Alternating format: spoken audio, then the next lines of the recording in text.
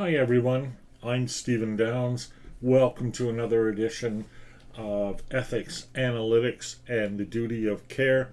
Today we're going to be looking at the study of metaethics, or as my old professor used to say, metaethics. What metaethics are is the study of ethical reasoning itself, questioning where our ethical theories come from, and how we evaluate them and how we apply them. I'm going to set this up by putting this into a bit of context and by posing a question. And the question is, does might make right? Well, Wikipedia says might makes right, or might is right, is an aphorism both on the origin of morality, with both prescriptive, let's try that again.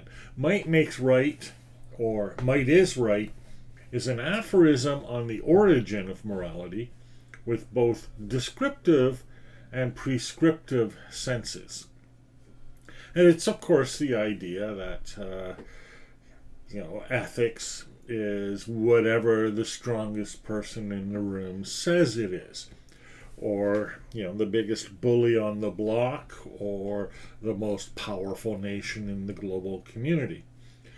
And it's enough to make you a bit skeptical about the concept of ethics generally, isn't it? Because the idea of might making right kind of removes the whole aspect of moral reasoning and thinking about morality entirely. And in fact, and I'm horribly paraphrasing Max Weber here, and so forgive me, those of you who have studied his work, but we could say something like, the study of morality really is the study of power.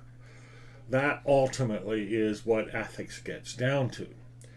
We don't want to lose sight of that fact, and I'm going to call it a fact because I think that we can't really ignore that aspect of ethics when we're talking about ethics.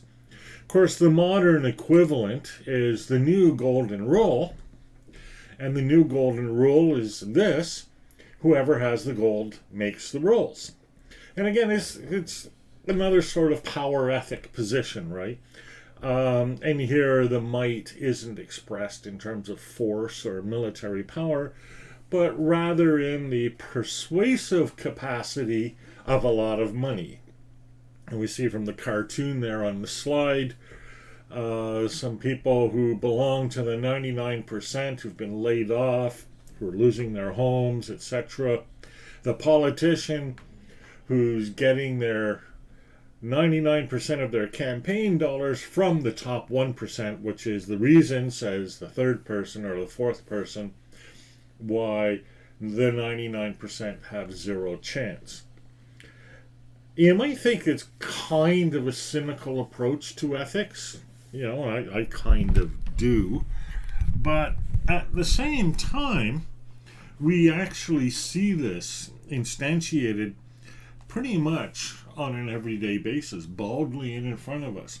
You've probably heard the expression voting with your dollars, and things like boycotts or selective purchasing, or even consumer activism as a way to make a point, generally an ethical point, but all that does is to concede that whoever has the most dollars here is going to get the most votes.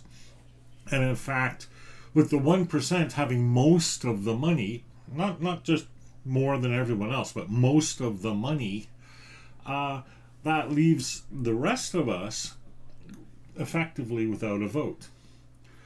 So, there's a reality to the new golden rule. Well, is that the case? Should that be the case? There are different ways we can approach ethics when confronted with the reality of ethics as it exists in the world. I'm going to describe three of them here, which I've taken from a web page. But, we could probably come up with a few more. But it gives you a sense of the range of thinking that's possible. So one type of ethic is descriptive ethics.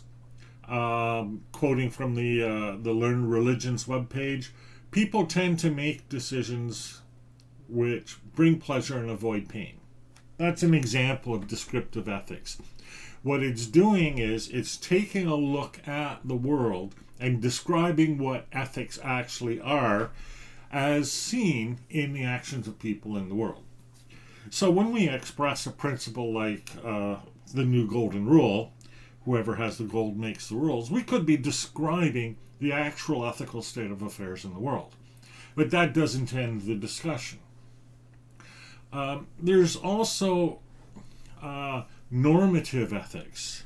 And by normative, we don't mean something that is normal.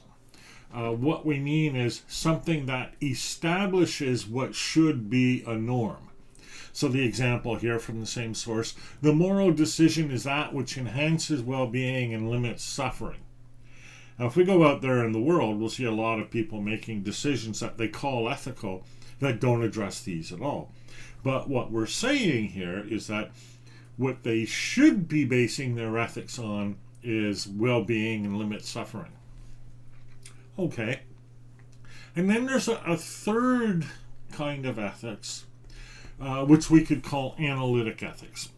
And it's more about understanding what the meaning of ethical talk is about and breaking down, if we express an ethical principle, what does that mean? How does that cash out in terms of actual practice, etc.? So the example here is morality is simply a system for helping humans stay happy and alive.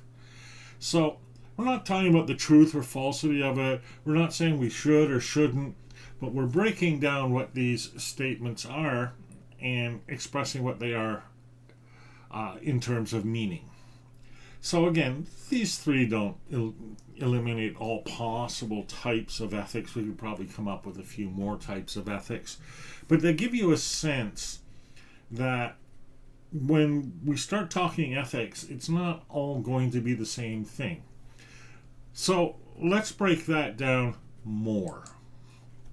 The study of meta-ethics, and I've combined it into one word in the title, but a lot of the time you'll see it with a hyphen just to make the two words clearer, is essentially the study of what grounds an ethical argument. We're going to come back to the precise wording of that in a little bit.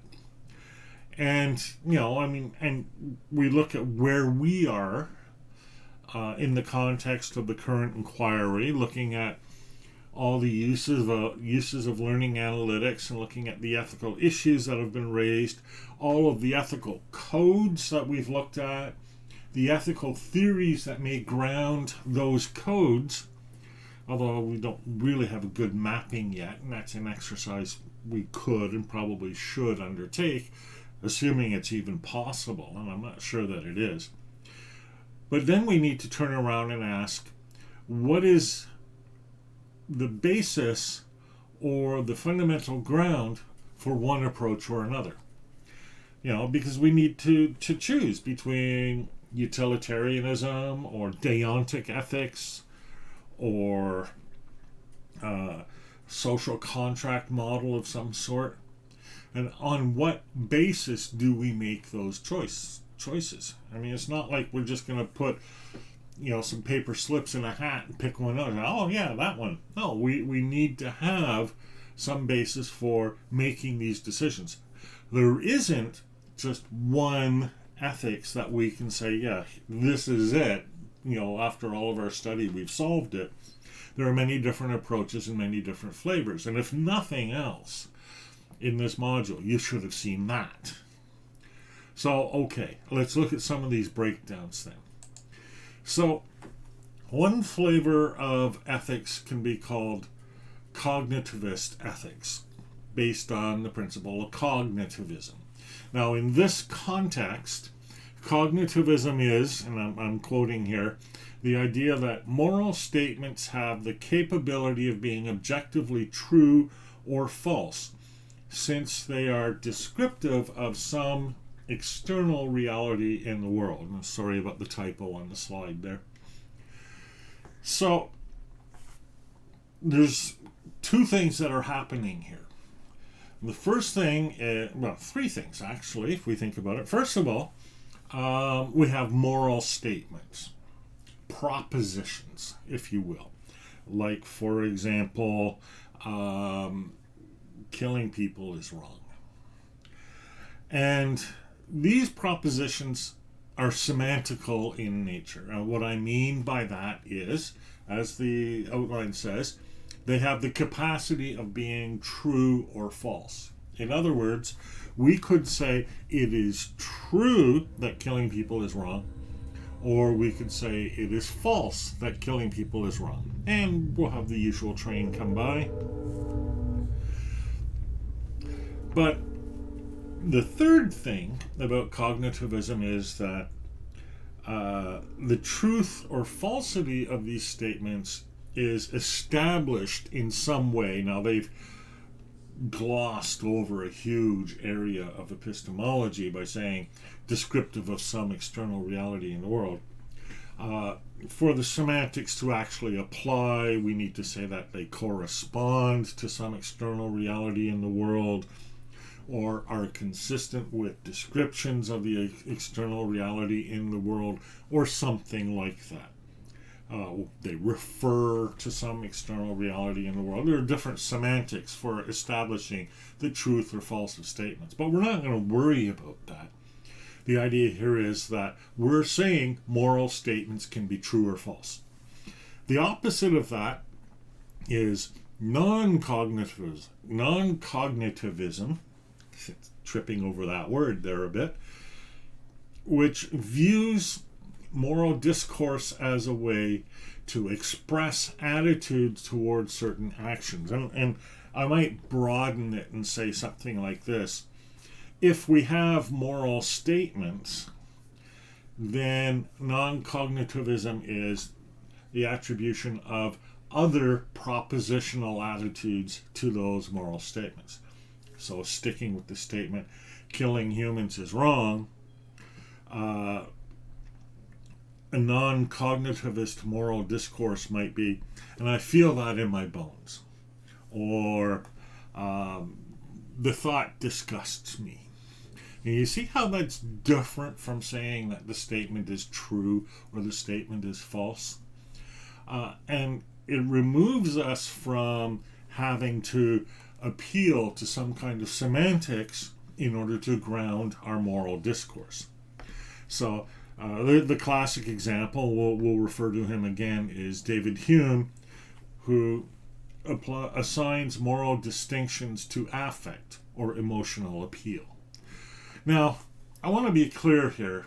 When we say cognitivism, we're not really meaning cognitivism in exactly the same sense that it's meant in theories of teaching and learning. Now, I've used an example from a BC campus publication, Teaching in a Digital Age, which actually looks at the cognitive domain.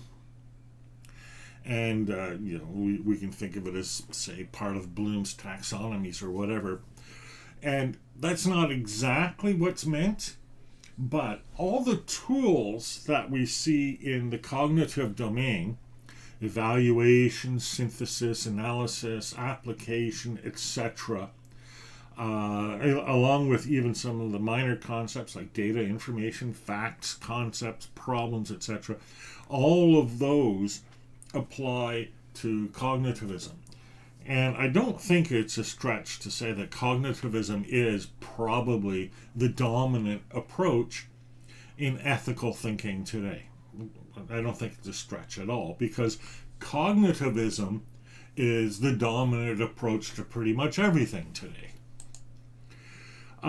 Within cognitivism, but not necessarily within cognitivism, and so the diagram back at the beginning here kind of represents it as though it belongs with cognitivism, is the idea of realism. Now, I think realism could also be a non-cognitivist perspective, but now we're not really looking at questions of semantics, so it gets a bit tricky. But the idea of realism is that moral ideas are true or false independently of what we think. In other words, there is some fact of morality, whatever it is. So, for example, we look at a moral proposition such as, it is morally wrong to torture an innocent child for fun. A moral realist would say, this is objectively and independently true. It doesn't matter what we think about it. It is true. And off to the side of the slide here, I've got an expression of what might be called robust moral realism. So that's the idea that, there are three conditions. First of all, the moral proposition is irreducibly normative. It's not reduced to other facts about the world. For example, the way things are in nature or the way things are in society. The moral proposition is itself a basic fundamental truth. And it's also objective. The idea here in robust moral realism is that the truth of the proposition is independent of our existing attitudes. Whether or not we believe that it's morally wrong to torture an innocent child for fun, it is independently morally wrong to torture an innocent child for fun. And then the third thing is that it's optimistic. It actually kind of lines up with what our deepest moral beliefs are. And in fact, we could say that perhaps through moral intuition or moral apprehension, we are seeing into these deep truths directly. Much the way we know what a triangle is just by thinking what a triangle is. Or just the way we know what the properties of space and time must be just by thinking about the properties of space and time. Similarly, just by thinking of the concept of morality, we can see directly that this proposition is objectively true. And there's that really accords with a lot of people's intuitive thinking about morality. It doesn't matter what you say, torturing children for fun is wrong. And there's nothing that could make that right. So we can come up with slightly less stringent definitions of moral realism. For example, we could require that we actually know the principle. There can't be moral principles that are objectively true out there in the world that we don't know about. Or we could say something like these truths are true by definition as opposed to true by fact, or whatever. There are different flavors of this idea. But it is the idea that there are fundamental moral truths. This leads sometimes to an idea of moral universalism. And I've talked about this a few times in this course, and I'm going to come back to it again. And moral universalism is the idea that there is, a universal set of moral principles. Or to be a little less precise perhaps, a universal morality. Again, there are two ways to approach this. We could even make it three ways if we added analytic, but really we have descriptive moral universalism, and that is the idea that there is one universal morality shared by all cultures. Now, I personally think that that proposition is descriptively false. And here we have a diagram of some examinations of different types of cultures and some examinations of their attitude toward moral virtues. And if there was moral universalism, descriptively, then all of those bars would be the same length. And we can just see by looking at the diagram, they're not all the same length. So there are differences in morality between cultures, and some quite significant ones. Especially with respect to property, especially with respect to deference to authority or reciprocity, etc. Descriptive or prescriptive moral universalism would say even if there isn't actually a universal morality, there should be. Now we can base that on several grounds. We can base it on, as I said, moral realism, but we could also base it on something like a moral pragmatism. Life would be a lot easier if we all had the same beliefs. We see that kind of thinking expressed a lot in the technical world, right? The way to move forward is for all of us to have a shared common standard of whatever. And we see this working its way through to ethical discussions where people say, and mean it quite literally, we should have one ethical standard that applies to all instances of AI or analytics and learning. And not just one shared standard, but a shared vocabulary, a set of shared methods, a set of shared tests, etc. That's moral universalism. Against universalism is relativism. And again, there are different flavors of relativism, but you get the idea. Relativism is the idea that one way or another, there are no universal moral truths. That there are ways in which ethics and morality can vary. And the three types here are three ways that we can think of them varying. One of them is descriptive, and I actually happen to adhere to this, that we can observe different moral norms. We can observe different systems of ethics out there in the world. And especially from a historical perspective, if we look back at what people believed, 20 years ago, 100 years ago, 1,000 years ago, that certainly seems to be true. But also I've observed, that the moral basis for ethics from one society to the next is quite different. There's also a meta-ethical relativism, and that's the idea that there are no universal or extra-cultural moral truths. So it kind of allows for a moral universality within a culture. So everybody living in the culture is governed under a universal morality, but it doesn't extend beyond it. And then normative relativism is the practical application of relativism in the world. And essentially it's the affirmation of the expression, live and let live, right? We have different moral principles, and nothing is going to be gained by going and having a fight over them. You follow your ethics, I'll follow mine. Now, that's a view that bothers a lot of people, and I find that interesting. It's an interesting characteristic of ethics.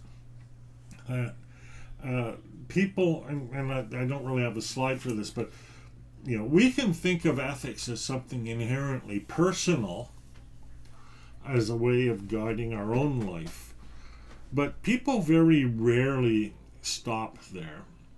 And they believe that whatever their principle of ethics is, it's something that should apply to the community around them. And then the size of that community can vary from, a set of ethics held within a family to a set of ethics held within a village or a town to a set of ethics held within a country or a religion or a culture to maybe even a global set of ethics.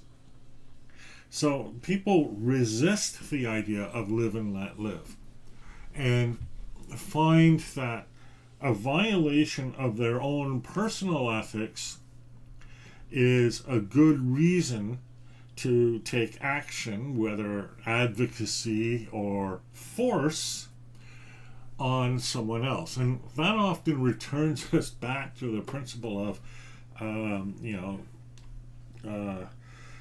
ethics according to whoever is the most powerful. As soon as you begin to apply your ethics to other people and anything more than just a, I really think you should kind of way, then we've moved ethics from one domain to a different domain. We've moved it, for example, from the domain of rationality to the domain of politics, and sometimes even to the domain of geopolitics. And that's something we need to be aware of. It's one thing to be justified in our own morality. It's quite another to be justified in extending that morality to other people. And that's one of the bases behind relativism. The idea that there is, in fact, no ground for asserting, either descriptively or normatively, that other people should follow the same ethic that you do. In fact, we can take it even further, and people have, and actually talk about moral skepticism. And moral skepticism, it's more of an epistemological position. That is, it's more based in the philosophy of knowledge than it is an ethical position. But ultimately, it's the assertion that we cannot know about morality one way or another. So, again, it's philosophy, so we're going to break down into a whole bunch of categories, right? So we could actually make it an epistemological argument. We could actually argue that there is no moral knowledge. We can't acquire it. There are no justified moral beliefs. We may think we can justify moral beliefs, but if we apply the skeptical argument to them, imagining, for example, that the opposite of our belief is true and finding there's no contradiction, we can't justify our moral beliefs. Similarly, we could be dogmatically skeptical and simply assert that, we can't be certain about moral knowledge or justified moral beliefs. We can even go beyond that and talk about the aptness or the relevance of moral discourse, whether it even makes sense to apply moral judgment in cases. I'll give you an example. At least this is just my interpretation of moral aptness, right? But, I have a badge here. I could drop it or I could continue to hold it. In fact, I dropped it. So, was that right or wrong? Well, it doesn't even make sense to ask the question, does it? And similarly, in a lot of our actions, and maybe all of our actions, it doesn't really make sense to ask the question, was it right or was it wrong? We can ask about other things, like, say, should we punish that act? And clearly no, right? I mean, I don't think it was a punishable offense to drop my badge. It might be a punishable offense for me to give my badge to a Russian agent, but it's a different story. So even if there's moral reality, it just doesn't enter into our judgments about the aptness of moral statements. And so on, right? There are many ways we can be skeptical about ethics and morality. There are many ways, and in fact, probably an infinite number of ways, we can undermine our knowledge of the truth of a particular moral statement. It's hard enough to be sure about a simple truth like, here is a pen. And there are long involved arguments to the effect that I cannot know that here is a pen is true. And that's with respect to a pen that I can actually see and hold and open and well, I guess it's not really a pen, but and write things with, etc. And moral truths are a lot more ethereal than pens. And, it's not like we can hold one in our hands very easily. So there are really good grounds for moral skepticism. And even more to the point, the way ethics is often set up, and indeed even the way it's been set up in this course, and I did that a little bit deliberately because it just is the standard way ethics is presented. It's some sort of moral choice.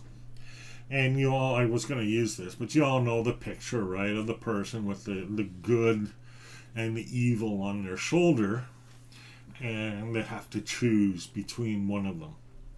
And it's always presented, ethics is always presented to us in the form of making some kind of decision, making the right choice, picking the morally good action, even developing the morally good virtue, or signing a morally valuable contract. But we could ask whether we even make moral decisions, whether we can, whether it's practical, whether morality even and ethics even present themselves as the sort of things where we make choices. I don't know why we got this buffet model of ethics. It's almost like the buffet model of educational theories, right? And we sit back and we say, well, I'll pick this theory, right? And, and first year philosophy students are famous for that, right? They'll take their ethical course, and at the end of the ethical course, they'll write a paper and they'll say, out of all the possibilities, I will choose utilitarianism because. And having made that choice, now they're committed for the rest of their life because of the fallacy of sunk costs. They'll forever be defending the decision about what ethical theory to follow when they made when they were 18. But it's not so simple as that. A lot of these choices are imposed on us. A lot of these choices are Hobson's choice. There are no good right answers. A lot of these choices are choices we may think we're making, but we've actually somehow been influenced into making. We often participate in a practice of what can be called moral rationalization. And here's a little study that I found in one of the PLOS journals, where what they did is they took a bunch of moral statements and then they revised them so that the statement expressed the opposite of what it said. And what happened was when they actually applied these statements to people and asked them to, indicate whether they agreed with or disagreed with the statement, they found that people were agreeing with something that was the exact opposite of something that they agreed to not 20 minutes ago. And in the discussions of these choices, they would offer elaborate arguments in favor of the choices that they had made, even though these arguments, again, were contradictory to each other. So the wording of these moral choices, the way these things are presented to you, can influence whether or not you believe you support them. And I think, that's, surveyors know that that's true in general, but it's also true in ethics. And it's especially true in ethics when we start analyzing the meanings of moral words themselves, right? Are you for freedom, or are you against utter anarchy? We can use different words to express different positions, or use different words to express the same position where you support it in one instance and oppose it in another. Well-known phenomenon. That doesn't mean people are utterly clueless about ethics and morality. In fact, I don't think that's true at all.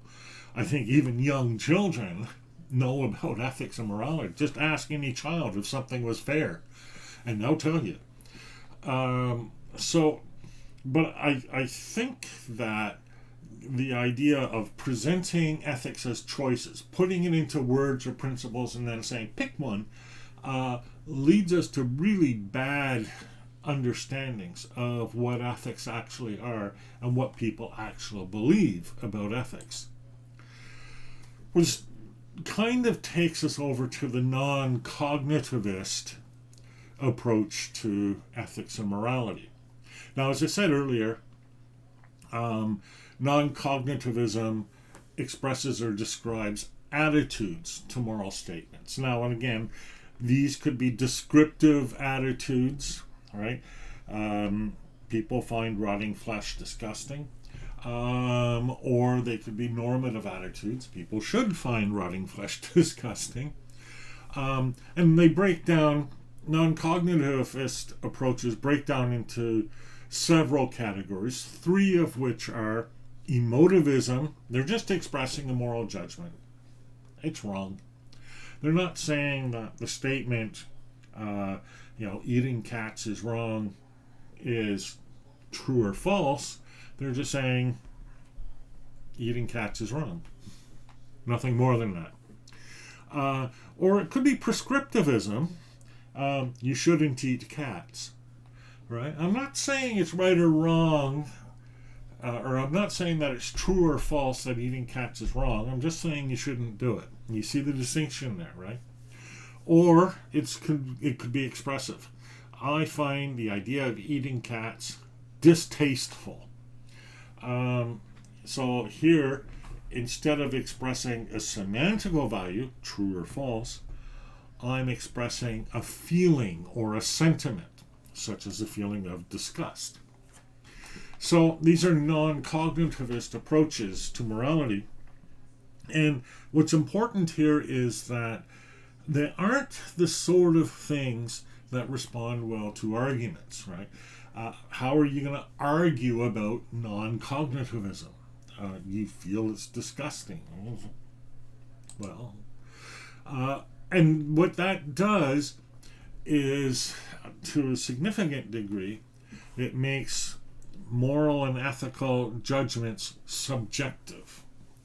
And I think a lot of people believe this at the same time they believe moral universalism. So go figure. And what we mean here is that ethical truth, whatever it is, depends on a perspective or point of view. Now, there are many different ways of describing perspective or point of view. It doesn't just mean from the point of view of I, the subject, right? It could be individually subjective, and that's the kind of subjectivism we normally think of in North America, but it could also be culturally subjective. So a culture might not have an opinion about whether something is right or wrong, properly so called, certainly not something argued about, but in that culture it's wrong. And we can all think of specific ethical values in different cultures that seem to be culturally subjective. Killing cows in India, for example, is wrong, typically taken to be wrong, right? That's an ethically or a culturally subjectivist principle of morality. Here in North America, it's big business. See the difference. We can also have subjectivism in the form of an ideal observer. Now, that's what Rawls did when he came up with his theory of justice, and in particular the original position that we described in the previous video. Instead of actually taking real existing subjects, we take an idealized version of a subject and say, well, from their point of view, what would it be? And a lot of ethical theorizing works that way. Pretty much any thought experiment will work that way. Philippa Foot's famous trolley problem kind of puts us in a position of an ideal observer. What would an ideal observer do if a trolley was coming along and by pulling the pulley, they could save one person, but by not, or sorry, they could kill, try that again. By pulling the pulley, they could kill one person, but in so doing, save 5. Or by not pulling the pulley, they condemn 5 people to die, but the one person they would have killed stays alive. Now that's an ideal observer theory almost by definition because it's a counterfactual. Nobody faces that particular problem. But it's subject to some of the weaknesses of the ideal observer theory, and that is, how do you know what the ideal observer would do? And, a lot of people accuse Rawls of this.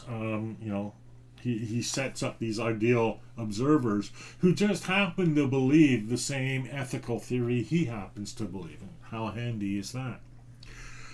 And then finally, the subject in question could be God, or gods, depending on your religion, or even the way the reality behind reality, as in the Taoist principles. Something like a divine command theory. And it raises a question, certainly for religious people, is something moral because God decided that it is, or because it independently is? And the hypothetical question is, if there were no God, would it still be wrong to kill another person? And if you don't like that phrasing, put it this way. Do you refrain from killing people only because God says it's wrong? And that feels like, a kind of a not very good foundation for a morality. And indeed, the whole concept of you do it because God told you to do it, and if you don't do what God tells you to do, you're going to go to hell. It sounds like, a religious version of egoism. And, you ask people about egoism, they'll say, oh no, it's very wrong, it's very subjective. And yet, divine command theory is subjective indeed in exactly the same way. So there are some interesting problems here that can be posed from the perspective of subjectivism. We come back to Hume, and the basis for a lot of our responses to these questions, and Hume takes an explicitly anti-rationalist approach to ethics.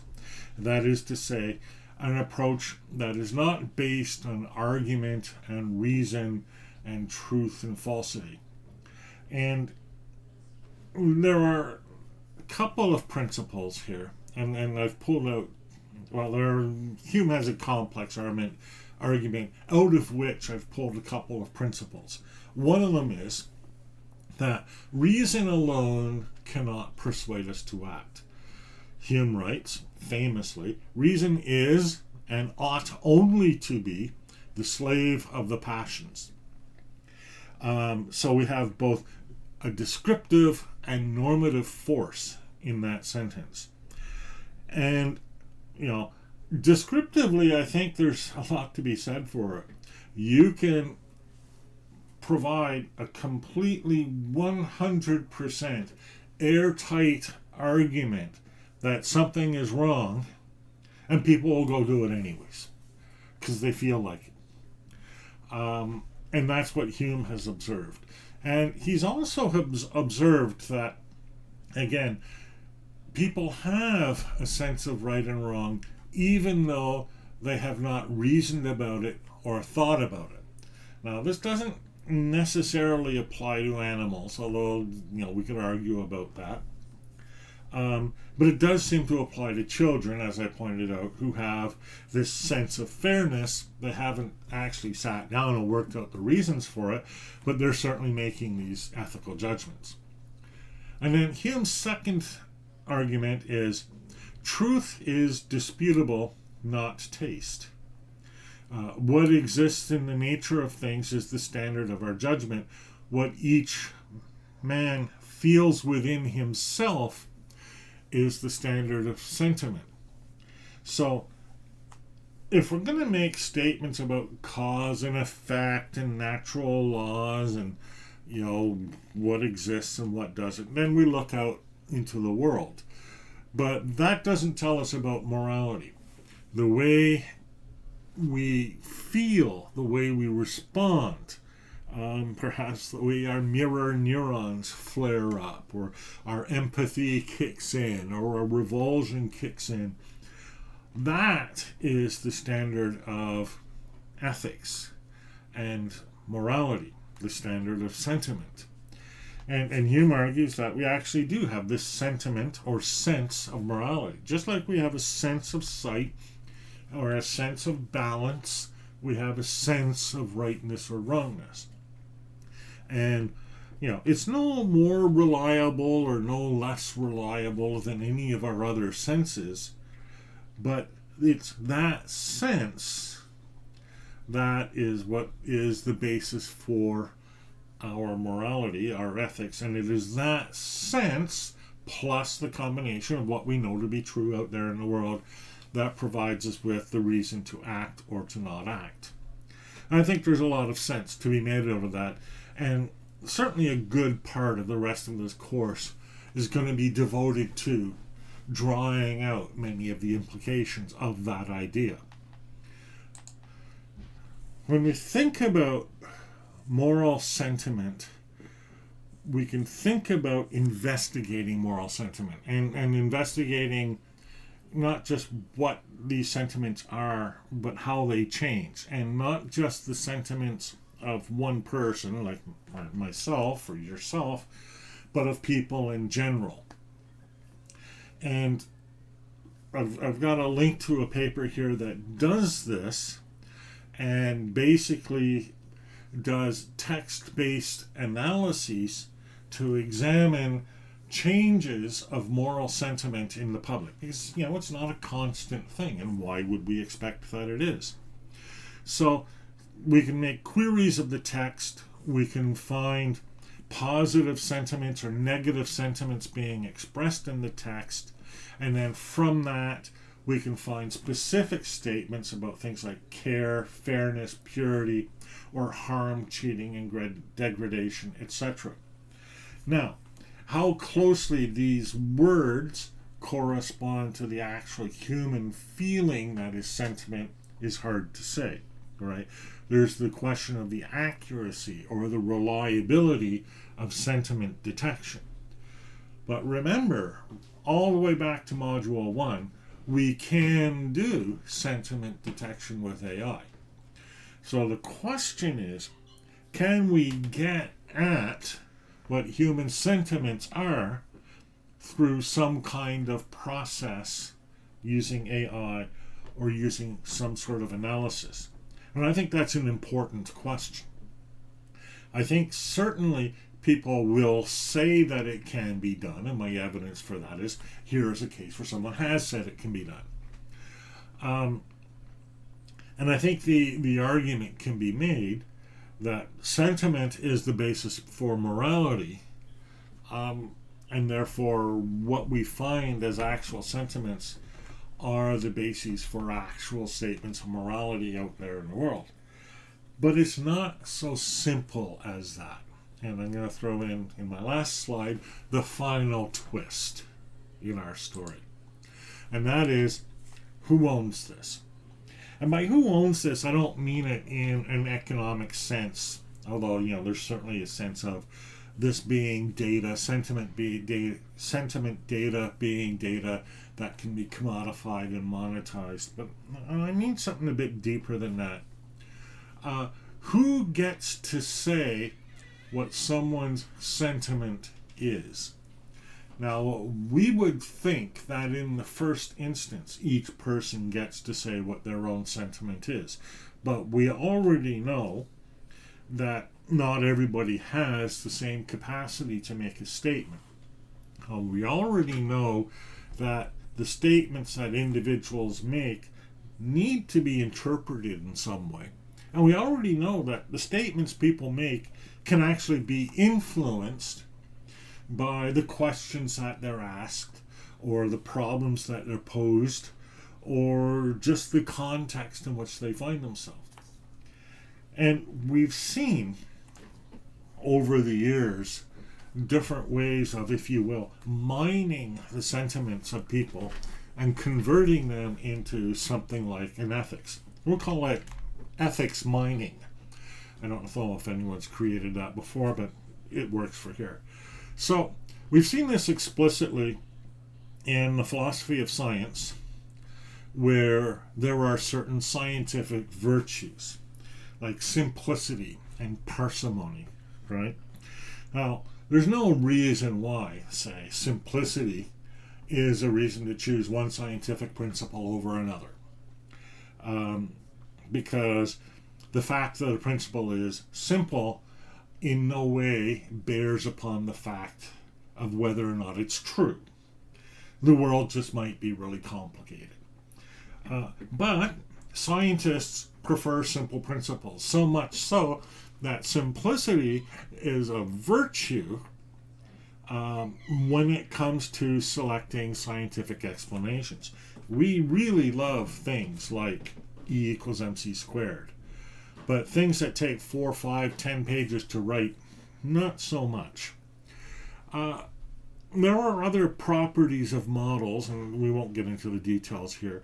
But there are properties of models and properties or ways in which we create models that have basically given us an ethics of science. And indeed, when I sit on research ethics boards, I'm not thinking just about the moral principles of a scientific inquiry. I'm also asking whether the inquiry follows the scientific virtues, whether it's a useful inquiry, whether it's asking a real question, whether its standards of evidence are of a certain quality, etc.